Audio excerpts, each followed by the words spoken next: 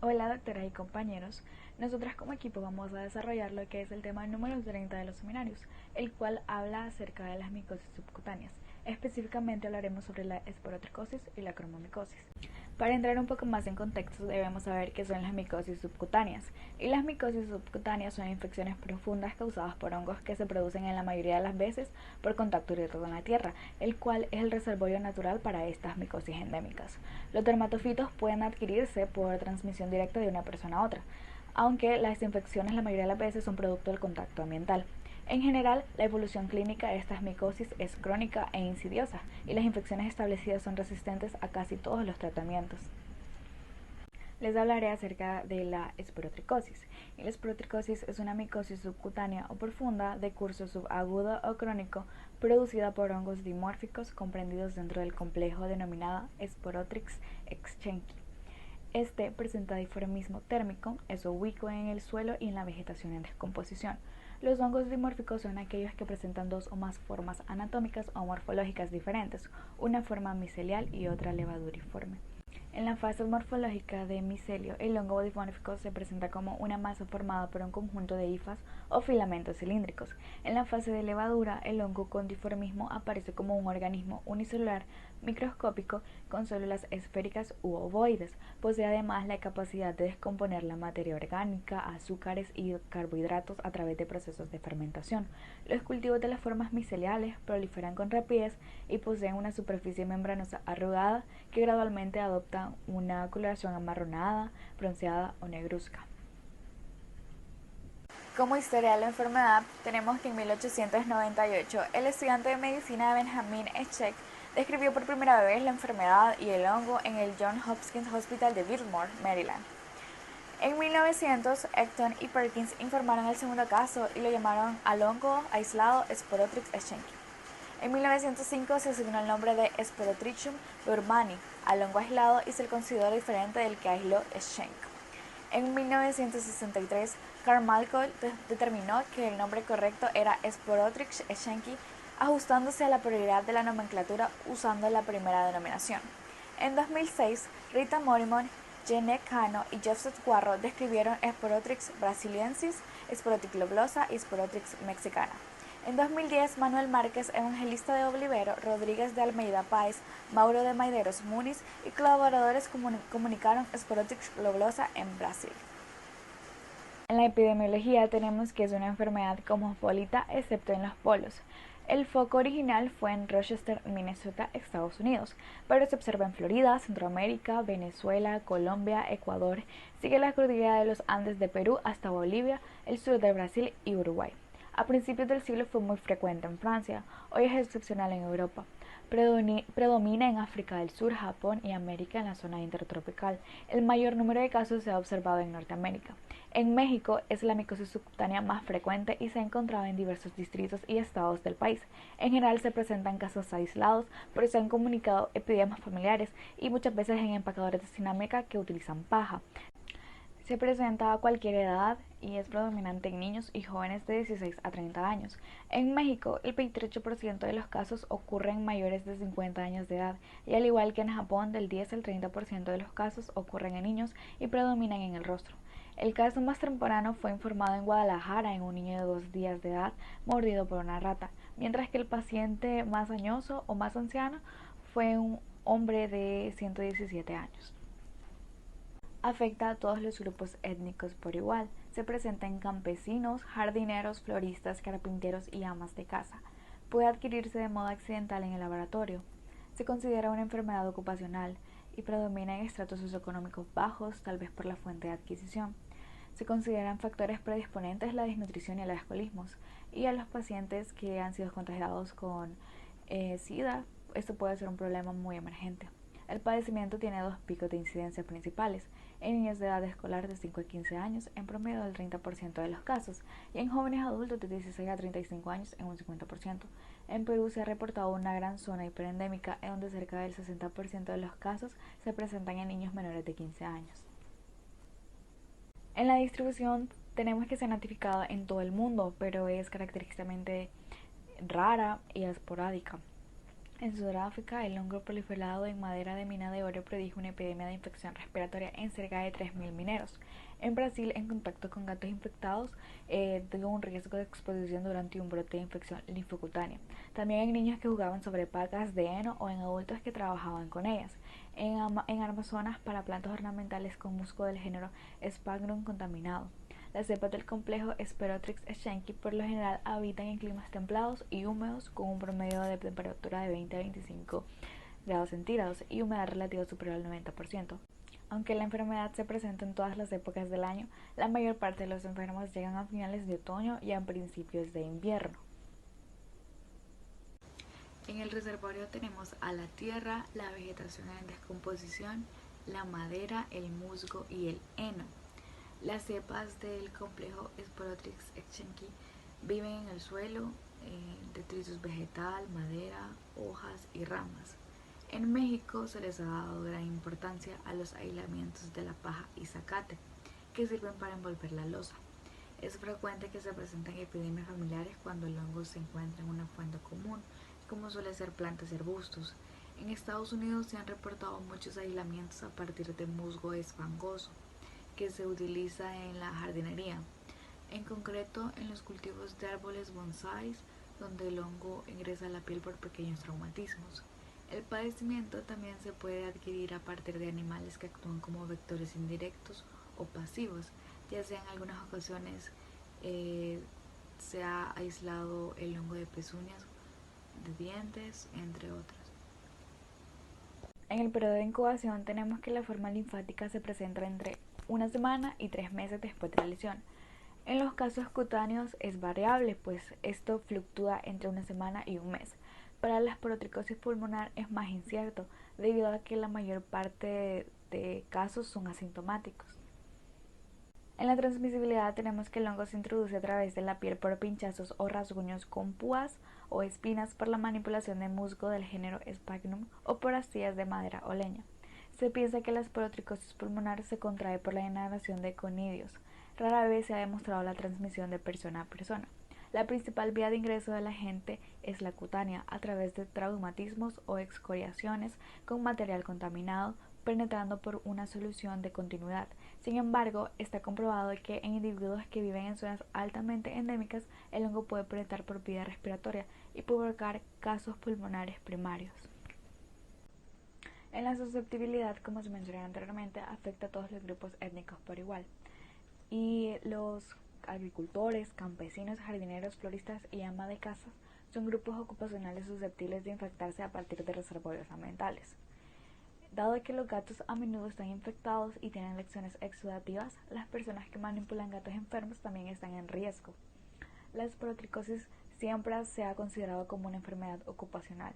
Se presenta sobre todo en amas de casas, niños de edad escolar, cultivadores y vendedores de flores, cazadores, mineros, pescadores, empacadores de vidrio y loza, entre otros. En la patogenia tenemos que tras realizar estudios filogenéticos se ha determinado que el agente causal es un ascomiceto anamorfo de Ophiostoma del complejo Sperotrix schenki, cuya variedad de Schenki tiene como consecuencias características ARN ribosómico 18S. El ARN ribosómico 18S es el ARN estructural del pequeño componente de ribosomas citoplasmáticos eucariotas y por tanto es uno de los componentes básicos de todas las células eucariotas. La pared está compuesta de beta-glucanos y glucopéptidos.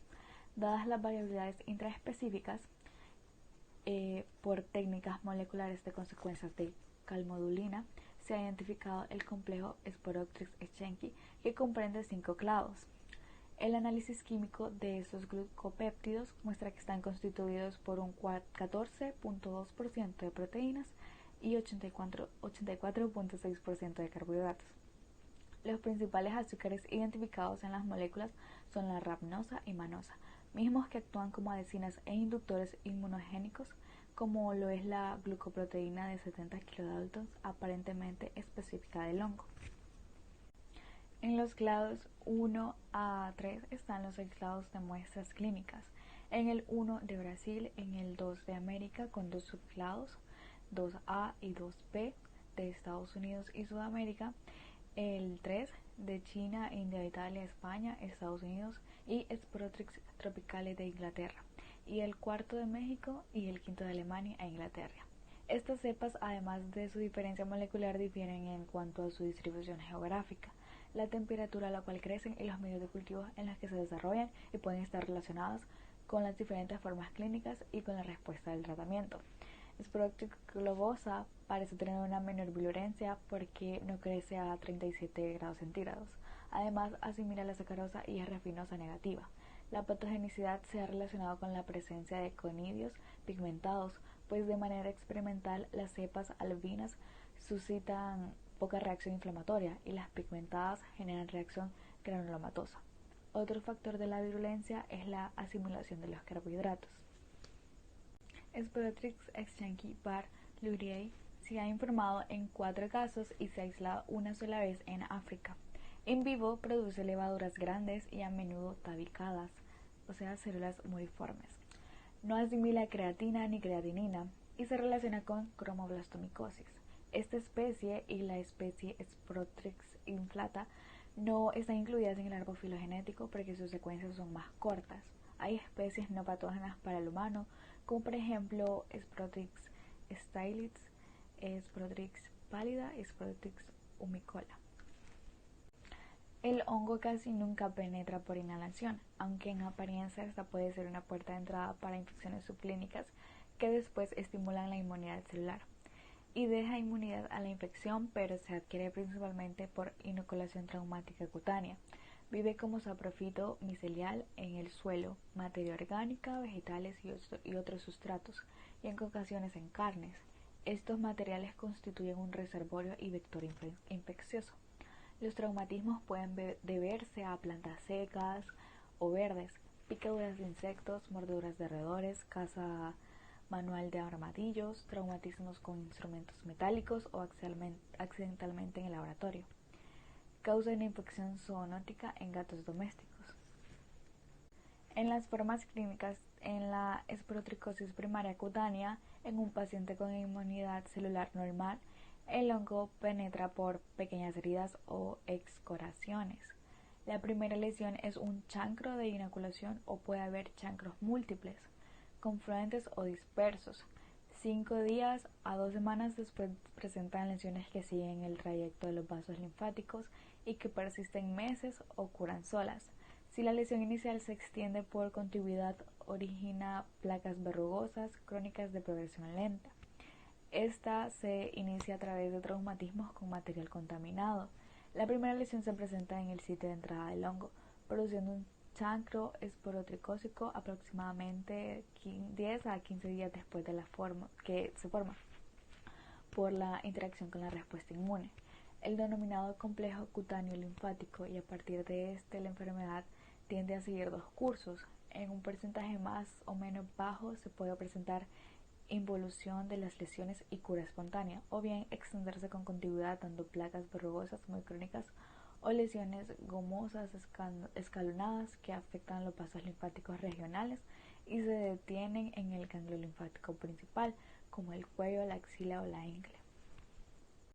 En la esporotricosis primaria pulmonar, el hongo puede penetrar por las vías respiratorias y originar neumopatía primaria autolimitada y asintomática que suele generar hipersensibilidad específica, o puede causar neumopatía limitada o progresiva con posible diseminación hematógena, sobre todo en diabéticos, desnutridos y aquellos con deterioro inmunitario. En tanto, la esporotricosis pulmonar se inicia y sigue un curso similar al de la tuberculosis, es decir, primero se presenta el primo contacto y aparece más tarde la esporotricosis primaria pulmonar como un cuadro neumónico asintomático, la mayor parte de veces, casi en un 98%, y se mantiene de una manera limitada. A partir de estos casos es más fácil la diseminación sistémica.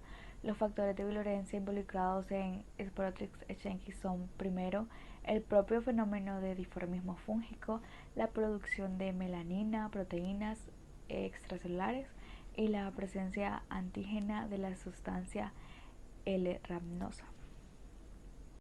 En el cuadro clínico tenemos que estas micosis subcutáneas Afecta de modo preferente en el rostro y las extremidades. Se caracteriza por nódulos que dejan lesiones fijas verrugosas. Evolución subaguda o crónica, rara vez extracutánea o sistémica, la cual afecta pulmones, huesos o articulaciones. Producida por complejo dimórfico Sporotrix sthenchis, en especial Sporotrix brasiliensis, Sporotrix sthenchisensis strictus, Sporotrix globosa, mexicana y albicans. La afección ganglionar es poco frecuente y bacteriana. La forma fija se observa en 20 a 30% de los afectados. En Japón aparece en 40 a 60 y predomina en mujeres y niños sensibilizados. Se localiza en el sitio de inoculación, aparece en cara, cuello y tronco. Se caracteriza por placa infiltrada eritomatosa, semilunar, verrugosa o ulcerada e indolora. Puede tener resistencia al tratamiento o que se cura de manera espontánea. Su forma superficial o dermatopidérmica origina pequeñas lesiones satélites. La modalidad linfagítica es la más frecuente. El chacro de inoculación es un nódulo indoloro de color rojo púrpura que sufre necrosis central y puede ulcerarse. Dura semanas o meses y persiste o cicatriza al tiempo que aparecen lesiones nodulares o gomas eritomatosas que siguen el trayecto de los pasos linfáticos. Permanecen cerrados o de igual modo pueden ulcerarse y dejar salir exudado purulento. Cualquier forma clínica puede curar sola o persistir meses o años e incluso ser el punto de partida de lesiones diseminadas. Afecta las extremidades superiores en un 45 a 53%, la cara de un 14 a 21% y las extremidades inferiores en un 18 a 23%. La localización en tronco es muy poco común. Los chancros múltiples dan las formas mesentomatoides y por contigüidad se producen formas crónicas verrugosas, sobre todo en el pie. Existen dos presentaciones de esporotricosis diseminada, una cutánea y otra sistémica. La primera afecta a varias regiones del tegumento, pero no hay alteración sistémica, y la respuesta al tratamiento convencional es adecuada. La esporotricosis sistémica diseminada se considera una infección oportunista grave, afecta órganos internos y puede haber fungemia. Ocurre en pacientes con alguna inmunodeficiencia, en especial con sarcoidosis, mieloma, linfoma, sida y en aquellos que reciben tratamiento con cortisona, así como en diabéticos y en alcohólicos. Se acompaña de fiebre, dolor, malestar general y reducción de peso. Se ha presentado afección del sistema nervioso central, aparato genitourinario, tubo digestivo, hígado, vaso, páncreas, miocardio, senos paranasales, riñones y tiroides. En inmunodeficientes puede ser mortal.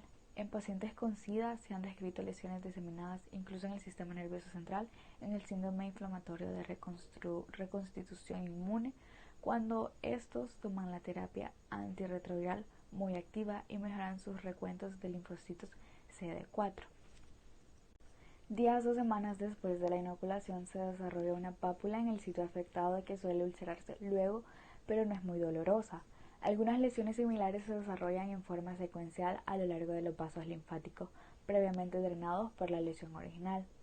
Algunos desarrollan una lesión cutánea fija que puede ser verrugosa o ulcerosa, que permanece localizada y sin extensión linfática. La esporotricosis osteoarticular puede manifestarse como sinovitis crónica o artritis séptica. Las lesiones cutáneas ulceradas numerosas con o sin diseminación a los órganos internos, en el cual incluye el sistema nervioso central, son características de esporotricosis diseminada. Bueno, el diagnóstico del laboratorio. Tenemos que Sporotrix yankee crece con facilidad cuando el material obtenido a partir de una lesión cutánea se incuba a temperatura ambiente. Bueno, hay exámenes directos y tinciones, pero estos no ayudan mucho a reconocer si esta es la enfermedad, ya que puede observarse claramente que las levaduras no se tiñen adecuadamente y las tinciones como la tinción de Gram, la tinción de Giemsa y la de Periodic Acid Chief, que es la de PAS, como la que aparece en la imagen, no hacen tan visibles que estas estructuras micóticas se reconozcan. Las levaduras normalmente resaltan con técnicas de inmunofluorescencia, pero estas son muy difíciles de realizar y también son costosas. por lo que no están disponibles en cualquier laboratorio. Así que el mejor método para poder diagnosticar esta enfermedad serían cultivos. En estos se puede incubar, como se dijo al principio, el exudado de la lesión, y esto es a temperatura ambiente. De ahí se obtienen colonias con levaduras. Vamos a tener también que las biopsias que se hacen, hay un análisis histopatológico de este material, el cual revela que hay una reacción mixta granulomatosa y una reacción piógena. En ocasiones se observan levaduras minúsculas que son en forma de óvalos, pero esto es con tinciones especiales. Lo que quería decir con reacción granulomatosa y piógena es que la reacción granulomatosa va a causar la formación de un granuloma o una acumulación de macrófagos por la reacción inflamatoria crónica que se da. Y la reacción piógena es por la acumulación de leucocitos y también de bacterias muertas como es la pus. Ahora vamos a hablar cómo podemos diferenciar estas enfermedades, esta enfermedad de otras enfermedades. Los diagnósticos diferenciales de la esporotricosis incluyen lo que es la leishmaniosis, la tularemia, la enocardiosis y también la infección micobacteriana no tuberculosa. Bueno, vamos a tener que la esporotricosis pulmonar pues debe diferenciarse principalmente, en este caso vamos a hablar de la tuberculosis. Entonces vamos a observar ahí que hay dos radiografías. Sabemos que la esporotricosis pulmonar primaria se adquiere inhalando conidios del agente etiológico y su sintomatología es muy parecida a la de la tuberculosis, por lo tanto puede confundirse. También ocasiona lesiones cavitarias, que esta es una sintomatología de tuberculosis también, y hay zonas cavitarias que son muy parecidas a las de la tuberculosis. Entonces, lo que sucede es que la esporotricosis puede involucrar a unos ganglios linfáticos iliares y en especial a los traqueobronquiales. Entonces puede presentar adenopatías masivas con obstrucción de los bronquios, lo cual la tuberculosis no hace. Ahora vamos a hablar de otro diagnóstico diferencial que es la leishmaniosis. La leishmaniosis dérmica que se puede dar posterior a Kala-Azar o a la leishmaniosis visceral que le dicen. En ambos, unos días o semanas después de la inoculación, se produce lo que es una pápula. Esta pápula crece y forma un nódulo, que es un pedazo como de carne o de tejido. Este nódulo se va a ulcerar en semanas o incluso en meses. Y la base de la úlcera normalmente está con tejido necrótico, por lo tanto es indolora. Y algunas veces esta se puede infectar de forma secundaria. También podemos mencionar que como su principal diferencia entre estas dos enfermedades, la leishmaniosis dérmica se produce por la picadura o mordedura de un flebótomo, pero la esporotricosis se introduce a través de la piel por pinchazos o por rasguños con espinas, o también puede ser por alguna herida. También tenemos otro diagnóstico diferencial que es la anocardiosis. La anocardiosis tenemos que esta es una enfermedad linfocutánea y en ambas enfermedades se puede observar una lesión clásica tipo pioderma, pero nos preguntamos, ¿qué es un pioderma? Estos son llagas grandes y dolorosas, que son como úlceras en la piel. Estos aparecen en el lugar de la inoculación o de la herida. Estos tienen una úlcera en el centro y también tienen una secreción purulenta o de color miel. Pues a lo largo de los vasos linfáticos, como se observa en la imagen, hay una lesión primaria. A menudo se observan nódulos subcutáneos en el brazo o donde están los ganglios, y es frecuente que se presenten en diferentes partes del cuerpo, como los pies, las manos, pero también la anocardiosis, tanto la anocardiosis como la esporotricosis se presentan en la parte posterior del cuello, la región de la espalda y la parte posterior de la cabeza, e incluso otros lugares. Pero la diferencia se distingue cuando nosotros vamos a hacer los correspondientes exámenes de laboratorio a partir del exudado de la lesión. Ahora vamos a hablar un poco del tratamiento. Para esto se usan lo que son fármacos azólicos. Vamos a empezar con el itraconazol. Este es un medicamento considerado el medicamento de elección. Se administran de 200 a 400 miligramos diarios vía oral.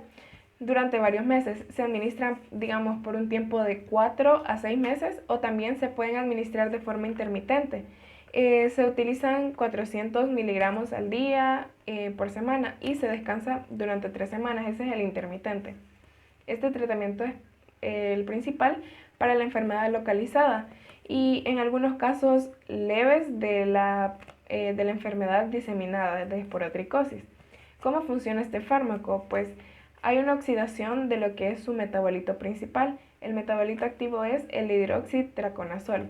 El hidroxitraconazol se enlaza con las proteínas plasmáticas y actúa principalmente inhibiendo la función de una enzima en específico, que es la 14-alfa esterol desmetilasa, que desempeña un papel esencial mediando la permeabilidad de la membrana de las células. Por lo tanto, muchas veces este sella el paso del hongo. Sus efectos adversos principales son la hepatotoxicidad, náusea también, dolor abdominal, tos, diarrea, edema de pies, hipopotasemia y hay pérdida de cabello en muchas ocasiones. Fluconazol es el otro medicamento, este es menos efectivo, pero este es el más prescrito por sus bajos efectos adversos. Esta actividad antimicótica que tiene este fármaco es producido porque este disminuye la síntesis de ergosterol, inhibiendo las enzimas del citocromo P450, que son hepáticas, y lo que les decía anteriormente de la 14-alfa desmetilasa. Esta enzima es bloqueada. Entonces, este puede causar náuseas, dolor abdominal, diarrea también, pero solo en el 10% de los pacientes. También causa alopecia reversible cuando hay un tratamiento oral prolongado.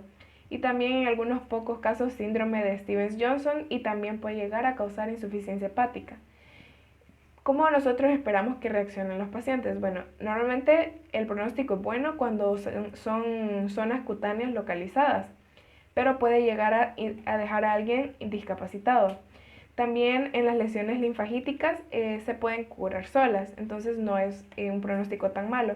Las que son un pronóstico malo y que pueden llegar a ser fatales son los que se presentan con poca frecuencia, como es la pulmonar primaria. ¿Cómo prevenimos y controlamos esta enfermedad? Evitamos traumatismos o tratemos de usar medidas de protección para no herirnos. También podemos evitar lo que son arañazos, mordeduras de roedores. Es importante lavar y desinfectar las heridas inmediatamente.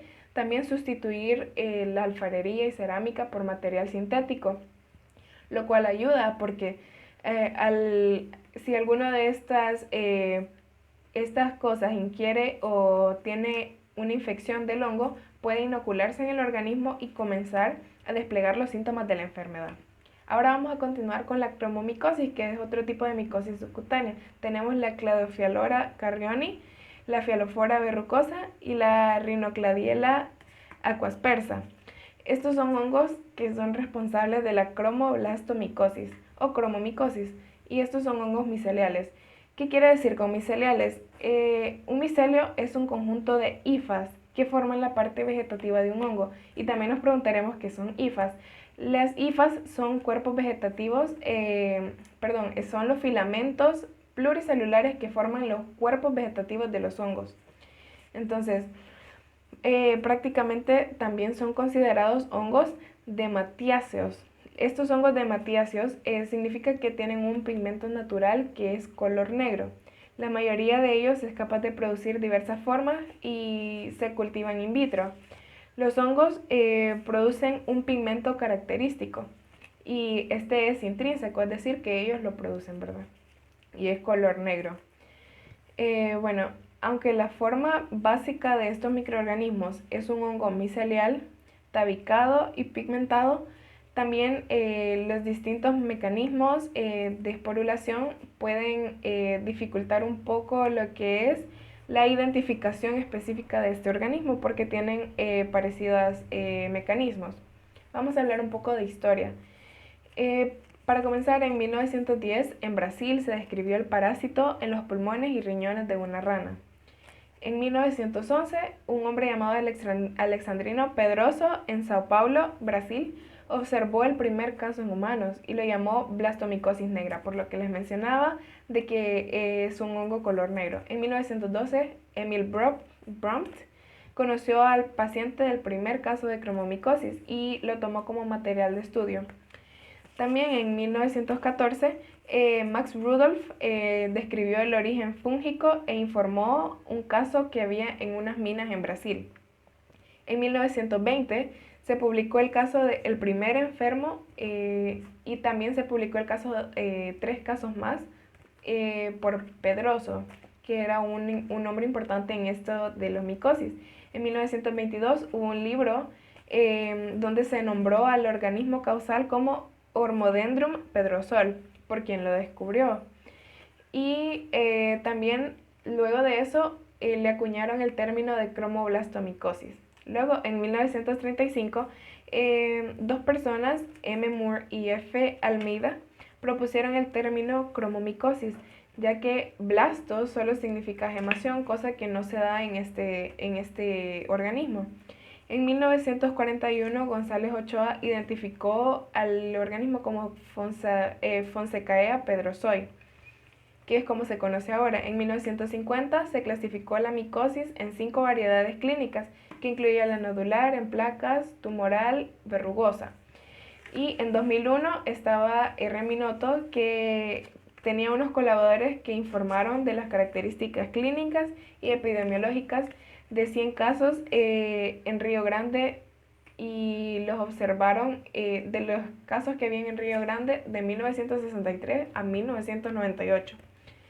Ahora, en 2010, lo que pasó es que un grupo de científicos y médicos que estaban investigando la enfermedad describieron con métodos de biología molecular otro de estos microorganismos, la F. nubica. La epidemiología. Ahora, la enfermedad se presenta normalmente en climas tropicales y subtropicales. Pues el país que más número de casos se reportó anteriormente fue Brasil, ya que había una proporción por habitante y por área que era muy grande. También en Costa Rica y República Dominicana hubo bastante incidencia. En 1972 habían 1.800 casos en el mundo y México ocupaba el tercer lugar entre las micosis profundas y prácticamente el 6% de estas micosis. La infección naturalmente se presenta en perros, gatos, caballos, ranas, lobos marinos y sapos. Fonsecaea pedrosoi es un agente endémico que se encuentra en zonas tropicales y húmedas en Latinoamérica. Y hay una frecuencia alta de que la población rural de Centroamérica, más que todo en Costa Rica y en Brasil, pues la pueden obtener. También en otros países de Sudamérica como Argentina, Bolivia, Puerto Rico y República Dominicana. Esta especie normalmente es más observada en México, normalmente en el estado de Veracruz, también en Chiapas y en Tabasco y Sinaloa. Ahora vamos a hablar específicamente de cada uno de ellos y cómo afectan en su zona.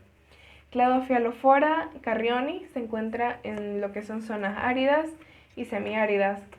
Este lo podemos encontrar en algunos estados de Venezuela o también en Australia, también se puede encontrar en Madagascar, en Sudáfrica y en algunas partes de México. La Fialophora verrucosa se puede observar en tierras bajas y que tenga las mismas condiciones que Fonsecaea pedrosoi. También puede encontrarse en lo que son climas fríos y una vez lo han aislado en México. También podemos hablar sobre el siguiente agente patógeno, que es la Rhinoclaviella aquaspersa. Bueno, este normalmente lo relacionan con Latinoamérica y con los casos de cromoblastomicosis que ha habido en Latinoamérica. Se aisló en un paciente mexicano y le pusieron otro nombre que era Acroteca aquaspersa. Luego, Cladofialophora yegresi. Esta está relacionada con la Cladofialophora carrioni, pero es un poco menos virulenta.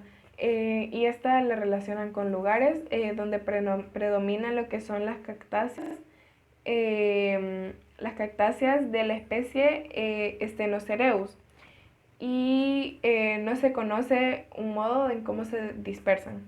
Ahora, hablando de lo que es la distribución, esto se encuentra en todo el mundo y como ya dije anteriormente se encuentra en zonas tropicales y subtropicales, en particular en África, América Latina, Asia, el Caribe, y ya que no es un padecimiento que se reporte obligatoriamente, no se conoce mucho la frecuencia ni incidencia de esta y puede ser variable en varias zonas. Y la cifra más alta que se ha encontrado ha sido en Brasil y Venezuela. Ahora bien, con respecto al reservorio, ¿dónde podría habituarse, dónde podría localizarse el hongo que va a provocar la cromoblastomicosis? Este puede situarse en la madera, en hortalizas o en vegetales en descomposición. Cabe destacar que en lugares forestales, lugares agrícolas, lugares donde se realizan cultivos, que es muy probable donde este hongo podría encontrarse. Y eso tiene relación tanto con el periodo de incubación, así como la susceptibilidad y la transmisibilidad de esta infección. Ahora, con respecto al periodo de incubación, se desconoce. Cabe destacar que este podría ser de meses, incluso años. Una persona no podría recordar cuándo se lastimó, cuándo pudo haber sido inoculado por el hongo y, esta infección podría prevalecer y podría darse cuenta que está padeciendo de esta micosis hasta tener una gran verruga o hasta tener algún tipo de cicatriz, una erupción, al tener alguna protuberancia que posteriormente les explicaré que sería parte del cuadro clínico que conforma esta enfermedad. Ahora bien, con respecto a la susceptibilidad, tiene mucho que ver quiénes van a estar cerca del reservorio. ¿Quiénes son esas personas? Aquellas personas que son agricultores o que no tienen cuidados suficientes para andar en áreas forestales. Por ejemplo, los ganaderos, los agricultores tienen que andar con botas, con guantes. ¿Por qué? Porque la transmisibilidad consiste en que yo podría adquirir el hongo de una manera muy fácil, la inoculación. Ahora, ¿qué es la inoculación? Con respecto a la transmisibilidad, es así.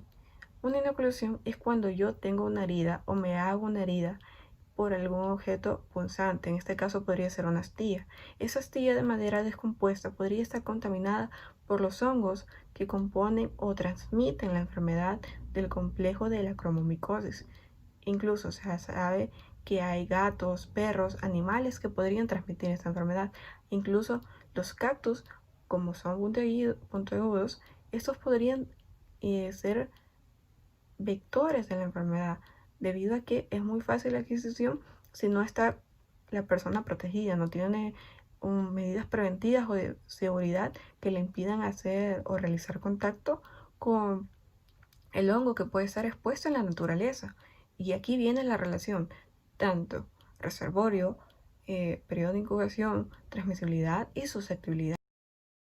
Ahora, con respecto a la patogenia de esta enfermedad, ¿cuál es la patología en sí? ¿Cuál es el proceso que lleva a que esta enfermedad pueda desarrollar un cuadro clínico y pueda tener una consecuencia de la niña, puede ser maligna para el ser humano? Ahora, esto tiene dos características que van a ser resumidas en dos palabras muy complejas y que es importante de conocer, que es dematiacio. Dematiacio hace referencia a que posee en su composición a un tipo de pigmento intrínseco característico. En este caso es la melanina. Es por ello que también se le da el nombre a estas enfermedades que poseen la melanina como enfermedades de los hongos negros o enfermedades melanizadas o feoides.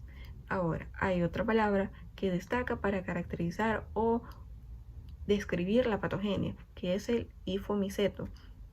Hifomiceto podemos ejemplificarlo o describir este término en un cultivo. En ese cultivo vamos a tener el crecimiento o desarrollo del hongo, en el cual el hongo no se va a mantener compacto en un solo lugar, sino que va a presentar filamentos. El moho se va a ir desarrollando.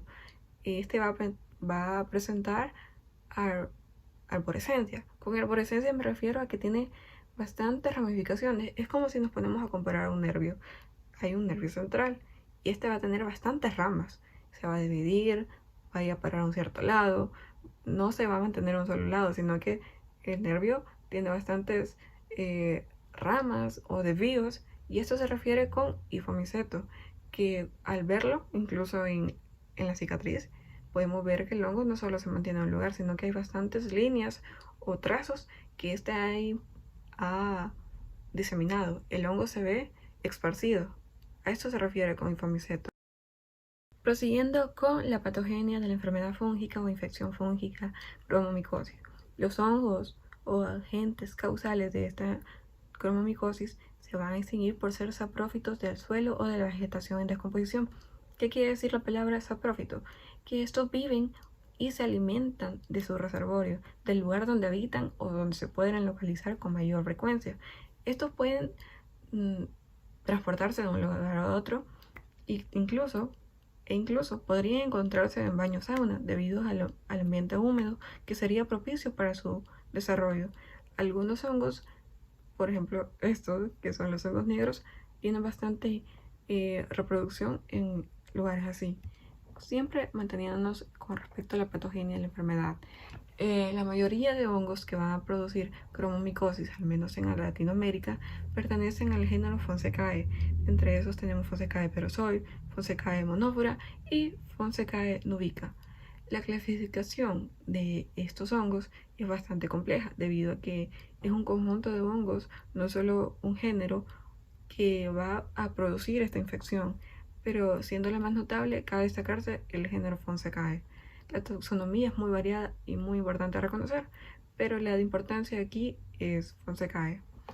Ahora, con respecto al cuadro clínico. El cuadro clínico hace referencia a cómo podríamos descubrir o cómo podemos reconocer las manifestaciones de esta enfermedad. Siendo una micosis subcutánea, esta va a tener 3 consideraciones importantes a tener, que va a ser nodular, va a tener forma de placa, puede ser verrugosa e incluso puede presentarse a una forma similar a un cráter o una coliflor cuando ya has tenido un avance o desarrollo conforme pasen los años. Cabe destacarse que esta enfermedad no se va a desarrollar de un día para otro. Esta infección se va a ir progresando, ya sea en meses o en años. Ahora, estas pueden tener una sobreinfección. Esta sobreinfección puede deberse a que la infección puede localizarse en la piel. Por ejemplo, aquí en mi brazo, yo podría tener ciertos nódulos o placas, las cuales van generando protuberancias. Va a haber un incremento, va a haber una hipertrofia, debido a que la infección va produciendo prácticamente una elevación en la piel. La verruga se va a ir haciendo más notable, va a ir aumentando en masa y en peso. Va a haber incluso un cuadro en el que primero puede haber una linfotiasis, puede aparecer una fibrosis o una linfanciasis. La linfotiasis hace referencia a una acumulación de la linfa. Posteriormente puede haber una fibrosis, es decir, que va a haber un conjunto de tejido conectivo fibroso que va a hacer más notable la hinchazón, va a provocar que haya un aumento en la masa y por último puede haber una elefantiasis, es decir, una hinchazón. La elefantiasis es una enfermedad tropical que se da por el bloqueo del sistema linfático. Al haber una gran cantidad de linfa en un cierto punto del cuerpo, que mayoritariamente, según esta enfermedad, puede darse en las extremidades inferiores. En el pie va a haber un tamaño incrementado y es por ello que incluso puede desarrollarse, además de una sobreinfección bacteriana u otro tipo de infección, aparte de la fúngica y bacteriana, esta podría desarrollarse un carcinoma o un melanoma. Ahora, cabe destacar que esta enfermedad puede situarse diseminadamente, pero lo más característico es que se sitúe en extremidades inferiores y vaya a ser indolora. Yo puedo tocar esa verruga, hace referencia como una esponja desagradable, va a verse toda esparcida y va a verse de manera, no va a tener una forma específica si es una verruga, va a verse deforme. Ahora, si yo la toco, no voy a percibir, he perdido la sensibilidad. Ahora, esto es porque ha desarrollado tanto una acumulación de la linfa que ya ni siquiera tengo aquel reflejo para distinguir el dolor. Ahora, no obstante, haciendo énfasis todavía en el cuadro clínico, esta también podría ser, además de craterosa, además de nodular o en forma de placa, o tener similitud con un desarrollo de psoriasis, una placa psoriática. Esta también podría ser papilomatosa, es decir, que puede ser provocada benignamente por algún tumor, es decir, el crecimiento de masa en un determinado punto del cuerpo, y va a terminar produciendo ese papiloma.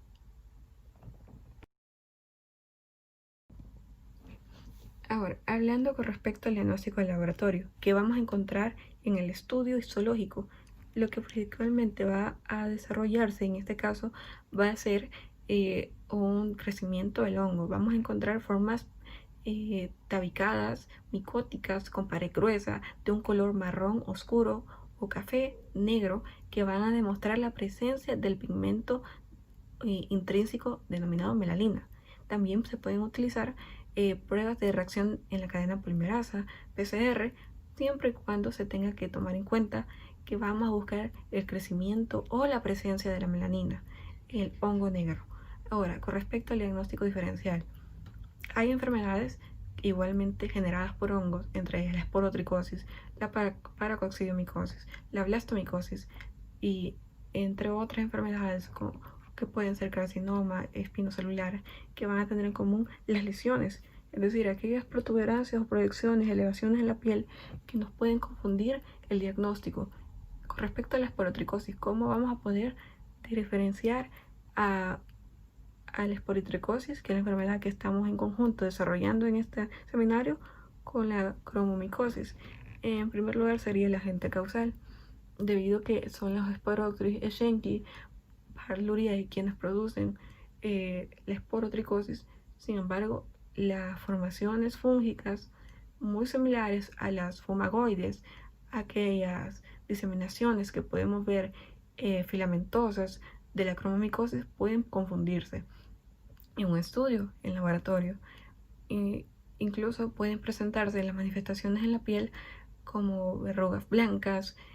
Conforme pasen las manifestaciones clínicas, puede hacerse una observación histopatológica, puede hacerse un raspado, y así se va a descartar el diagnóstico de esporotricosis y confirmarse el de cromomicosis. También tenemos una enfermedad denominada feifomicosis. Esta tiene en común con la melanina una gran similitud en la presencia de un pigmento negro, en el caso de la melanina, pero esto se va a distinguir por el agente causal, no es el mismo.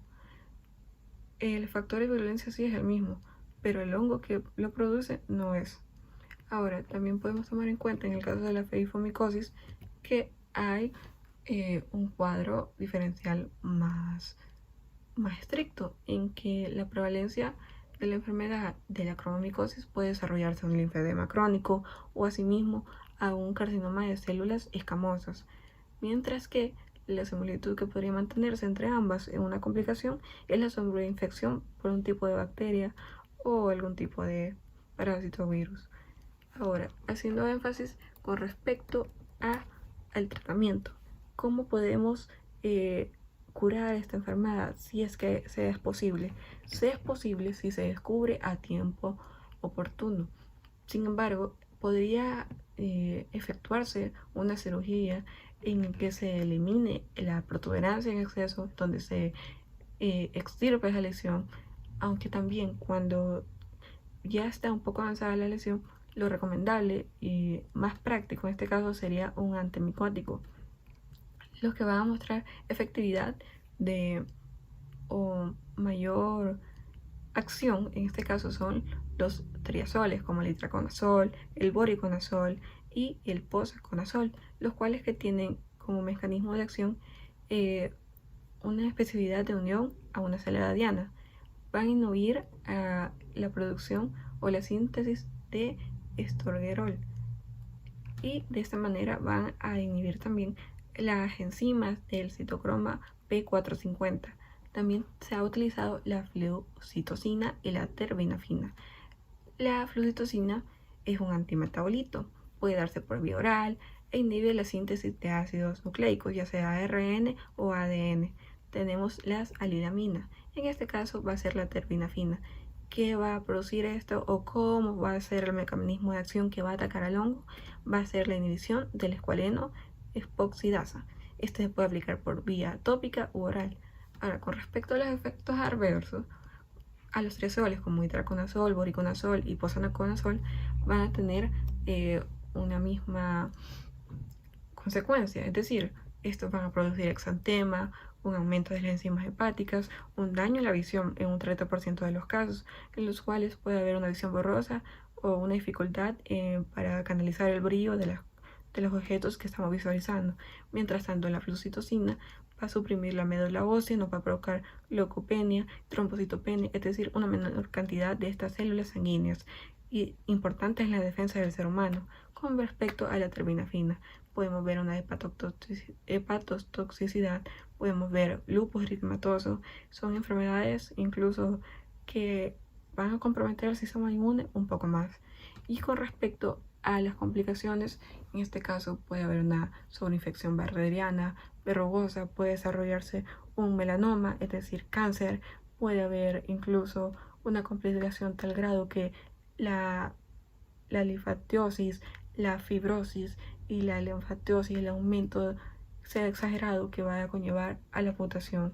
Ahora, respecto al pronóstico y control, si no es benigno, va a ser necesario una cirugía, pero en este caso, como última instancia, va a ser cortar la parte del cuerpo, amputar la pierna, en este caso el pie, si es necesario para que ya no se propague el hongo. Y como control sería o prevención utilizar guantes, botas, si es agricultor, tener las medidas adecuadas